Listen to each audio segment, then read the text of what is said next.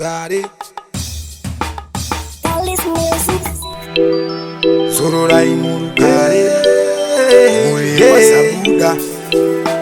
Zororai, Murugare, Murugare, so soft roti Shatanga Chemanda shika Tangaliro asisi kupera mumoyo ndamozama kukanga naye kana zvekuzviita saka vanochema vese nyararai oneka kuti chisarai hakuna maendero akadai tangariro hadzisi kupera mumoyo ndambozama kukanga naye makatisiya tisina nezano asi unoshuwa here dzangano fukuzengerwo ita makundano mazuva anota kutongotiya meno saka tiri kurangarira hama dzedu dzakadzama isodzi mokoto pamatama musha waparara tasara takangoshama tangariro hadzisi kupera mumoyo ndambozama kukanga naye kana zvekuzviita saka vanochema vese nyararai hakana kuoneka kuti chisarai hakuna maendero akadai tangariro hadzisi kupera mumoyo ndambozama kukanga naye siku rusvikiro redu kuru vazabuda ozoti rakataota kuvazabuda vakashaya vachirohwa nezveusiku asika mumwoyo medu hamufe mabuda chititarisirai patinofamba vedu wemunoona zvimwe zvakawanda hatizvione nekuti ndimi munoona tangariro hadzisi kupera mumoyo ndambozama kukanga naye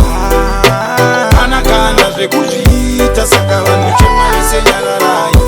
kana kuoneka kuti chisarai hakuna maendero akadai tangariro hadzisi kupera mumoyo ndambozama Zororai sekuru chitsodo vamugaro nditete mununa tinashaka bayiwa nepanga baba makaita zvekudyiswa kuita sajesu akaita zvekukiswa achava chiyera watosimudza musoro aiwaiwai ndimi muri kumusoro muri mondoro ini ndini muzukuru wenyu mwana wehanzvadzi yenyu tangariro hadzisi kupera mumoyo ndambozama kukukanga naye kana zvekuzviita saka vanochema vese nyararai kana kuoneka kuti chisarai hakuna maendero akadai tangariro hadzisi kupera mumoyo ndambozama kukanga naye tangariro hadzisi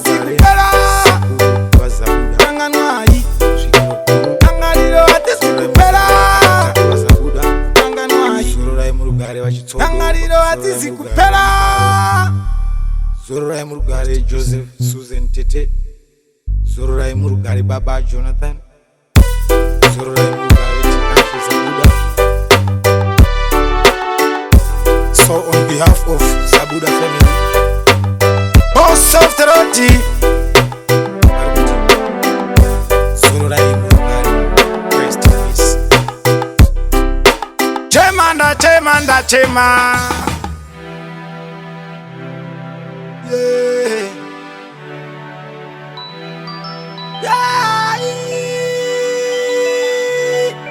Kalis.